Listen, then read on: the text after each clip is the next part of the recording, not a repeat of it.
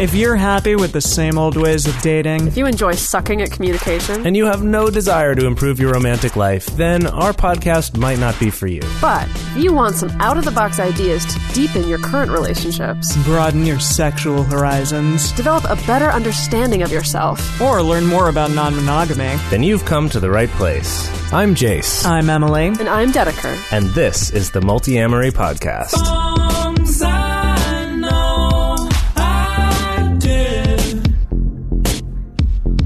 Forcing me to form myself to fit. On this episode of the Multiamory podcast, we're talking about 6 essential questions to ask any new partner to avoid some major pitfalls down the road. But Yes? first, it's our anniversary, you guys. Holy It shit. is. Wow. It's what, our 3rd anniversary? Yeah, this is Yeah. our Wow. third Yes. year of doing this crazy show. So Multiamory Season 3 has Yeah. now begun. Yes. Oh my god. This is it. Wow. The beginning of season 3. It's so crazy. And like, how many episodes do we have now? Like, almost... This will It's like be 130? 133. Jeez. Yeah. You guys. Jeez. You guys. I know. It's so Well done. great. It's Not so bad. great. No, seriously, it's awesome. Like, just, I mean, I think that we've probably said this multiple times on former anniversaries, but Uh-huh. just the fact that we didn't succumb to pod fade Yeah, and we that's didn't true. fade That we're into still doing oblivion, we're this. still doing it, and we have a great community of people listening to us and Mm-hmm. people that we actually like hanging out with, and it's just, Right? it's great. Yeah, just the amount of friends that we've made Mm-hmm. with people, both because they're Patreon supporters that we've met at live events, and then also just other people we've met through different polyamory discussion groups Mm-hmm. and workshops that we've done and stuff like that. It's really cool to see how much this has grown from just this crazy idea that the three of us had 3 years ago. See, all the people who ask us, like, where do you find polyamorous people? All you have to do is make your own podcast and then go create a Patreon page and they will come Then they'll to come you. to, it's super easy. Build Just it like, and they will come. just never stop talking about polyamory or relationships for a single waking moment. Just don't stop. Just never stop. Like, yeah. barely stop to take a breath. Like, don't stop. Just keep talking about it. Annoy the fuck out of everybody else around you. Mm-hmm. Start recording it, and then the people will come to you. It's true. Yeah. Amazing. Easy. We've solved another relationship problem right there. That was a freebie. You're welcome, by the way. Yeah, you're welcome. That was a freebie. What we're actually talking about today, though, is these 6 essential questions that we have put together for asking a new partner to help avoid some major pitfalls down the road. And so, Dedeker, you had something you wanted to share about So this. in my work as a coach, I've heard the same story a billion times. Interesting. A billion times. And it usually goes a little something like this. Break it down. I'll break it down. Break it down. I wish I could give you like a weird musical / rap breakdown version of it, but That would be really cool. that'll be further down the I would line. be Maybe really by the time our impressed. 4th anniversary rolls around, we'll Yeah. have a musical episode of the podcast. There you go. Yes. So, okay, the story that I've heard a billion times from a billion different clients respectively is, oh, I met this great poly guy who's in an open relationship and we started dating and he's just so wonderful and we're starting to fall in love and it's just been fantastic. But now, much later, now that we've gone on like 5 or 6 dates or now that we've actually started developing feelings for each other, suddenly I found out that actually we're not allowed to have sleepovers, or actually we're not allowed to have anal sex, or actually I'm not allowed to be seen in public with him. And now what do I do? Because that makes me feel really crappy and not important, but now I have feelings for this guy. So what the heck do I do?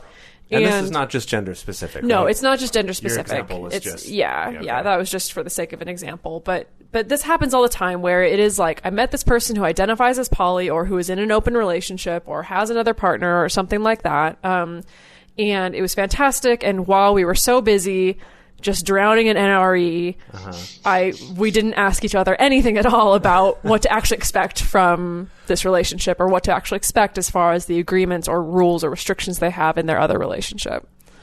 Can I just ask, has this ever happened to either of you? Like, have you been kind of kept secret from anyone? Oh, like those Or specific if you, examples? Yeah, I mean, I was just trying to remember if, like, I guess all of us haven't been secondaries. We have, but not like to the extent that this might happen, I guess.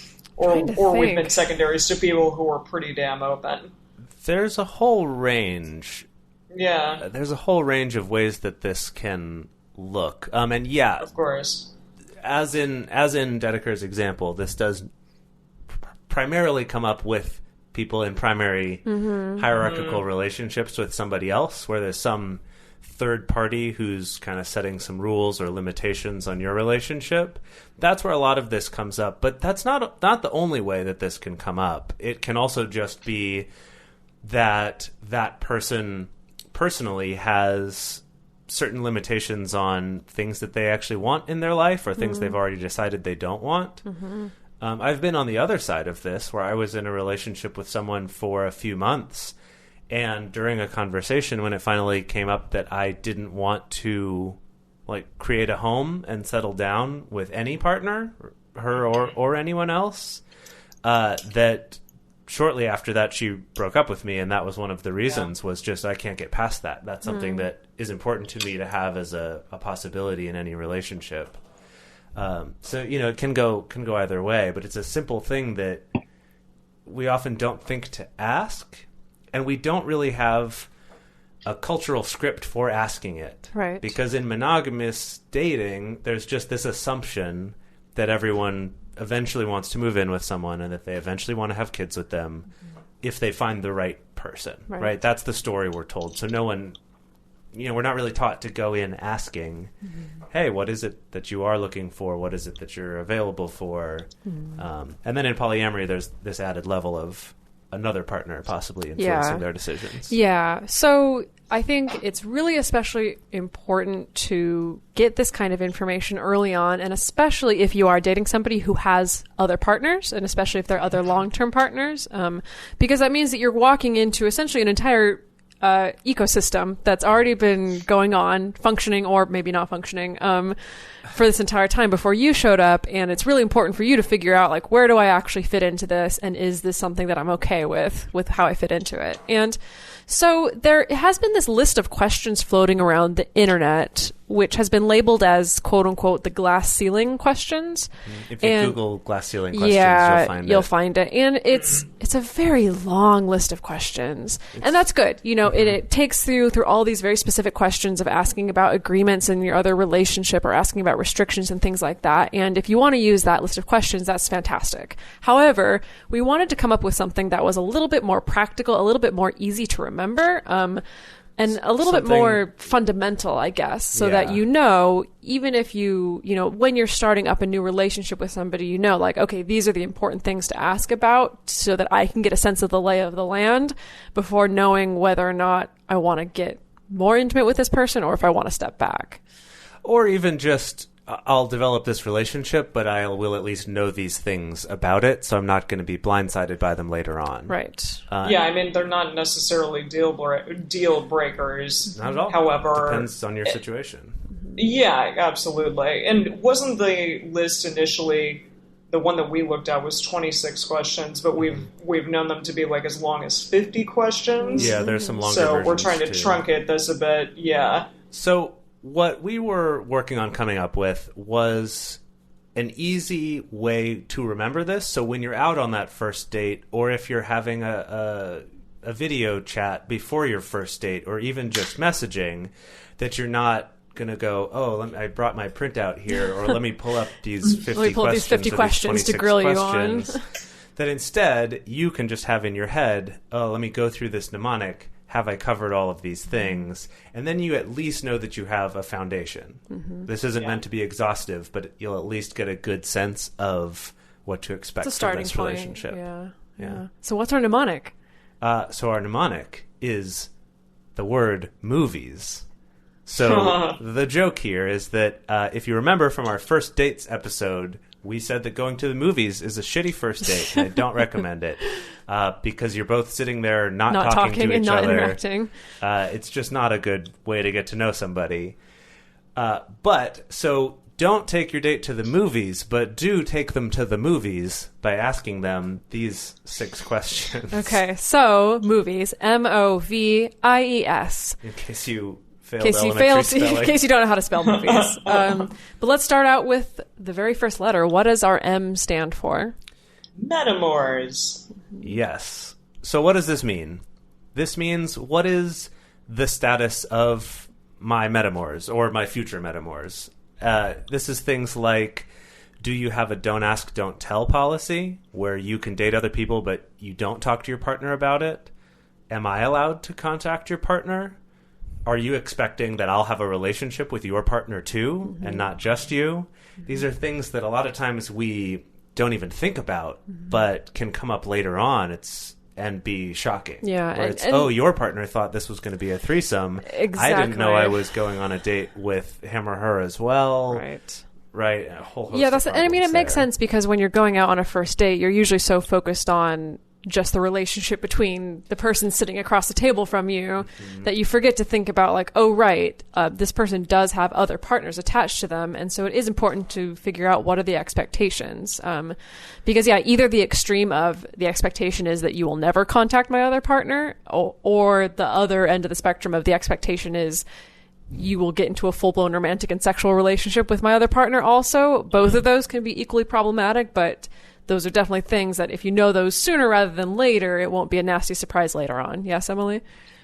This one also can start delving into the question of hierarchy. Right. I think, like, whether or not this person operates under a true hierarchy, if they have a primary partner, if they don't, and then kind of what that means to them. Do they have, like, a live-in partner? And we'll keep going on with that and what that might mean or not mean for the relationship, but absolutely trying to figure out what exactly your metamors are to the person who you're potentially dating is an important thing. I mean, and I guess the precursor question to that is even just who are my metamors? Right. If you're meeting someone online and they haven't talked about who their partners are, just the straight up who else are you seeing? Like, what are those relationships like? And next we have O, which is openness. So what we mean by this is not how emotionally open are you, or kind of these vague questions. I mean, you can ask that if you want. Sure, but the point of this is... I wonder how someone would ever answer that. I'm actually not very emotionally open. Sorry, I'm closed. Good luck with that. Sorry, no, what this means is how open are you about being polyamorous? Because this is important for things like, can I be seen in public with you? Is it okay for me to post something about us on social media? Which social media? Can I tag you in things or not? Are there parts of your life where you're in the closet about being polyamorous and it needs to stay that way? And then this can also transfer into things like if you know them through work or maybe are connected to them through work, that might mean that any sort of work function you have to act totally platonic together. So these can also just, like I was saying before, are not just about a primary partner putting rules on you, but also just practical things as well. And I think like Em was saying is that these things aren't necessarily straight up deal breakers, that it's just for you to know, that if someone is in a situation where they can't necessarily be affectionate in public, or there are certain spaces where they can't totally be open, then that's just good to know ahead of time. Right. Yeah. I mean, I have some friends who are in the industry and they don't want their coworkers or the people around them to know that they're poly because it might affect their performances or anything, or like how people see them or view them. So absolutely. And that happens in a ton of different industries where people are worried about that. Whether or not that's how valid a concern that is up for you to decide for yourself and for them to decide for themselves. But it's just, so the second one is O for openness, is how open are you versus how closeted are you, so that I can be respectful of that and also make sure that that fits with the way that I live my life. For example, if someone wanted to start dating me but they were totally closeted, they would have to be so completely unattached from me. That's true. That'd be difficult. Because the fact that I'm polyamorous is so obvious to anyone who even tries to look. And this actually came up once, not from someone who is really closeted, but someone who had started dating me, and her very Christian mom just looked up my first name. Just looked up my first name Wait, probably because she saw it on Facebook or something. Wait, just your first name? Like, Yeah. she just put in Jase? Yeah, and or maybe Jase Los Angeles or something. But she found Holy shit. Multiamory and wrote a whole long thing about how I was leading her on a path to hell and was like a cult leader and Oh, you definitely are. All of those things. Emily does Yes. not help at all. Yeah. Sorry. But anyway, in that situation, it was just her dealing with her mom. It wasn't something, it wasn't a huge freak out for her. It was just geez, I guess I should have told my mom about this sooner. But that can definitely happen. Right. And so it's an important thing to have that conversation early on. So I guess that's the word of warning to anybody who's ever going to be dating us. Yeah. Yeah, you're going to be at least a little bit out if anyone knows that we're dating. If anyone tries to Google Yeah. your partner, if you have parents or moms like mine who just love Facebook stalking, Yeah. anyone who comes into your life, just be aware of that. Oh, man. What's the next one? All right, it's veto. Do you do that shit? So That's the only veto question. power. It's just veto. Veto, motherfucker. Do you do it? Yeah. Did you do it?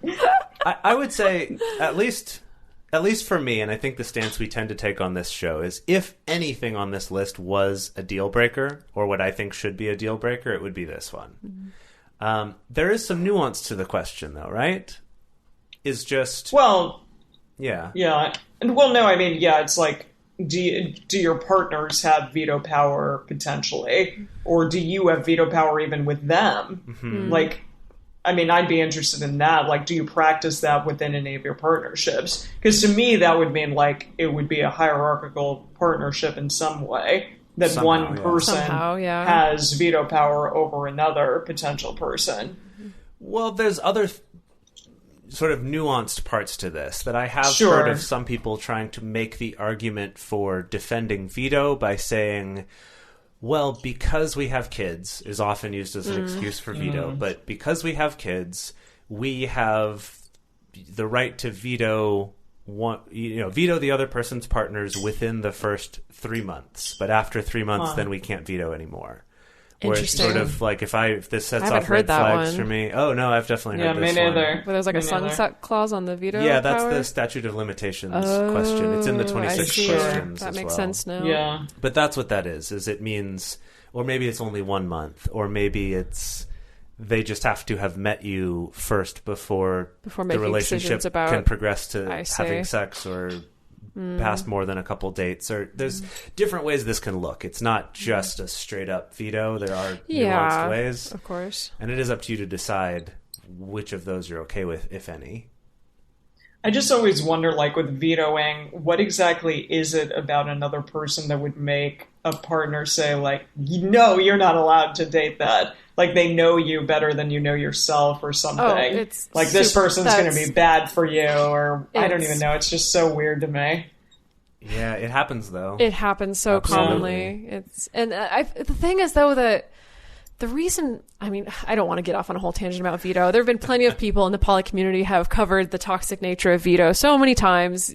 That's not where we want to take this episode. But I just think that the insidious thing about veto agreements is because of the fact that it rarely is this direct, like, I get to give a yes or no on whoever your partner is, or like, I'm going to say no and then you automatically break up with them. Like, sometimes it's that yes, but usually it's more subtle. It is more of, well, we're going to come together and talk about it. And if we decide that this person's just not good, then we're going to decide to, it's like our agreement is going to be that you're going to break up with this person, essentially. Yeah. That it can couch itself and hide itself in something that seems much more reasonable when it really is still quite toxic.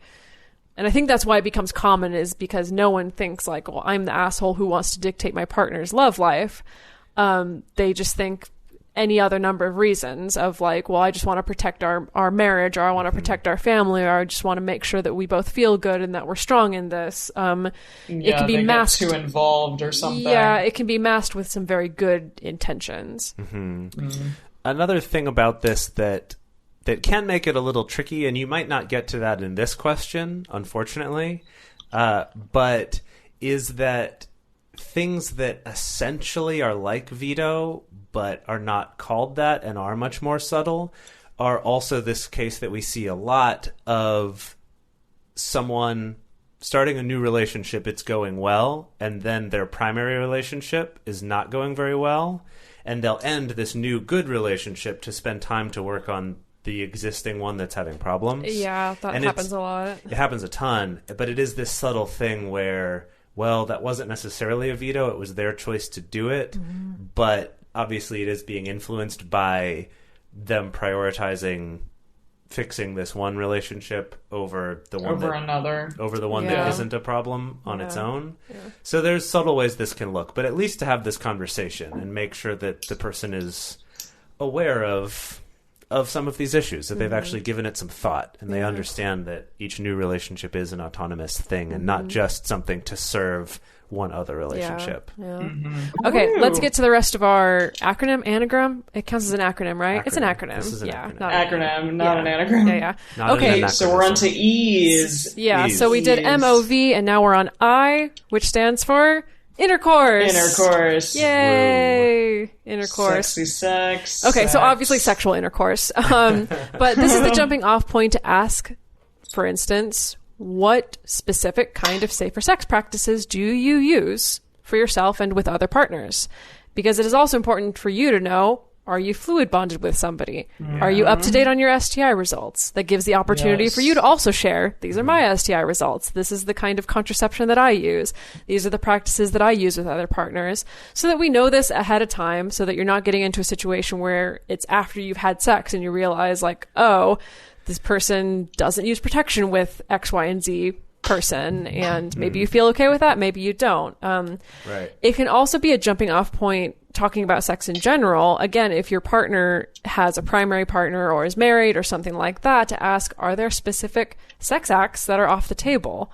And again, that may be a deal breaker for you, that may not. For me, that would be a deal breaker if it was something really arbitrary, like spanking is reserved only for my primary partnership, and it's like, I mean, I don't even have a huge spanking fetish, but it's like I like the idea of having the option, right? And it just seems silly. And now that you told me that you can't spank me, now I want it even more. God damn it, spank me! Yeah. Or the even more common one of like, are we going to have to wait a certain period of time before your partner's comfortable with us having sex? That's one that comes up really often. Yeah, where primary relationships will have certain hoops that you have to jump through before you're allowed to have sex, whether it's meeting them, whether it's having dated for a certain amount of time. Or if it's we all have to have sex together first. Exactly, we all have to have sex together, Lots of different ways it can look. It can also be wrapped up in the safe sex thing, especially if they're fluid bonded with at least one other person. They might say, well, all of us and you need to wait a certain amount of time and get tested before you're allowed. The 3-month thing. There's a whole range of this, and it's a really important thing to know, because it sucks when you think you're about to get it on and you're making out and it's all great, and then all of a sudden, actually, these things. Yeah. Or even worse, you do have sex and then find out later, actually, I wasn't supposed to do that because technically my partner has to say it's okay. Right, so when you meet them, could you just not pretend that we didn't do that? Whoa, that's fucked up. And it's fucked up, but it happens, man. It happens. Yeah. Jesus. And being stuck in the middle of somebody else's life sucks. Definitely. Not a good position to be in. Yeah, that's insane. Jesus. Hopefully you bring up the intercourse question and there's none of this bullshit happening, and it's just like, intercourse, great. Let's do it. Let's do it. Or if they do have some things, you'll at least know going in. Yeah. So you can make an informed decision. Exactly. Give your informed consent. Yeah. Yes. All right. What's the next one? Asking questions. Right. So we're on to E, events. So this is a lot of different types of events, such as play parties, family events, holidays, vacations. Are these off the table? Because sometimes potentially they might be. Like, am I allowed to travel with someone? Yeah. Am I allowed to go to Thanksgiving or, I don't know, even Valentine's Day? Yeah. Is that a thing that I can do with you, or are you going to be doing that with a primary partner or someone more established or someone else? Can we spend like a long weekend together? Is that going to be an issue? Can I travel with you? Yeah. This also is related to what we were talking about before about openness. If it's, for example, work events are off limits because of that, or I have regular family events, but those are all off limits because, my grandma won't leave me any inheritance if she finds out or whatever it is, right? It's just about money. It's really just very practical. It's just about money. Or like Emily was saying, that it could be more that you have a primary partner, or I'm sorry, that they would have a primary partner who would put limits on you. For example, they can go to play parties, but you can't go with them. That's something that's just their special thing to do. Or even to the extent of there's a certain restaurant that's our restaurant, so sorry, we can't go to that. I've heard of that one actually coming up. Yeah, that one's not quite event related, but it is along the same vein of... That's what I mean. This one's a little bit broader of what are the events we could do together that are off limits, aside from just the intercourse ones, which we already talked about. And this can also, if, for instance, you ask this new person and there aren't any kind of particular restrictions or things like that, this can be a jumping off point to go on to ask, like, okay, great. Do you have a particular strategy for figuring out splitting up time for events? Especially if there's like a holiday coming up or something, it's like, well, what are your plans for like, how do you handle Christmas split between 3 partners, or how have you handled that? Just to get their sense of philosophy on how to do time management and how they feel about being able to make sure that everyone in their life feels special and feels considered on special days. Yeah, we've done multiple episodes on that fact, on the holiday and events. And trying to kind of time manage between certain partners, but that's absolutely an important one. I think if we wanted to keep going deeper with this and broader, this could extend to asking about life events also. Things like kind of more questions, like more like kids, like having kids, getting married. Like, are you intending on getting married, or do you see yourself having kids, or do you see yourself moving? Again, these are far-reaching questions. These are looking pretty far. Maybe not questions for the first date. Yeah, you don't have to necessarily hit all of these on the first date. But it might come up. Yeah. Actually, events could also be maybe this person you're going on a date with actually does have potential plans to relocate or move somewhere else for work or for some other reason. Because I've also come across people where they've started dating someone and that person's primary partner has been in on the conversation all along about moving somewhere else, but the new partner doesn't get to find out until it's only a month away because they're the newer partner who just hasn't brought it up. Maybe they've been too focused on just the NRE and the excitement of getting to know someone that they just leave out little details like that. Like, oh, sorry, I'm leaving in a month. Forever. Yeah. So this is both, what events can you and can't you do? And then also, are there any big life events? Life events. Anything you got planned? Yeah. All right, Jase, you want to bring us home? What's our last letter? Let's make it plural here. Movies. So the S in movies is a double duty. So it's actually movies. So this is sleepovers / scheduling, which is really related. And basically what this means is, one, are we allowed to have sleepovers? Because again, if the person you're dating is in a primary relationship with someone else, this one comes up surprisingly often we're not allowed to have sleepovers with anyone else. I always have to sleep in bed with my primary partner. That's one. And then the second part, scheduling, which is related, is how much time am I allowed to spend with you? And I want to make a distinction here, because you can also talk about what's your ideal schedule? How often would you like to see me? How much time do you have based on your other commitments, your other things you're doing, your kids, your other partners, your job?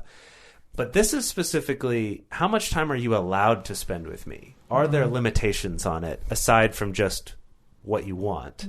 Is it that, well, you can only spend one night a week with all of your other partners besides your primary, and so that's going to have to be split between me and the other people? Is it that you're dating 2 people now in this town and you only come to town once a month, and then I have to split my time with those people? Things like that, again, aren't necessarily deal breakers. Depends on your preferences. But it is really important to know that going in so it doesn't become something that you're resentful of later on. Yeah. Or feeling like you were misled. Yeah. Yeah, definitely. So, okay, real quick, without looking at the notes, what does movie stand for? Who's going to do it? Jase is going to do it. I'll do it. Okay. Oh, okay. Okay, I'm not looking.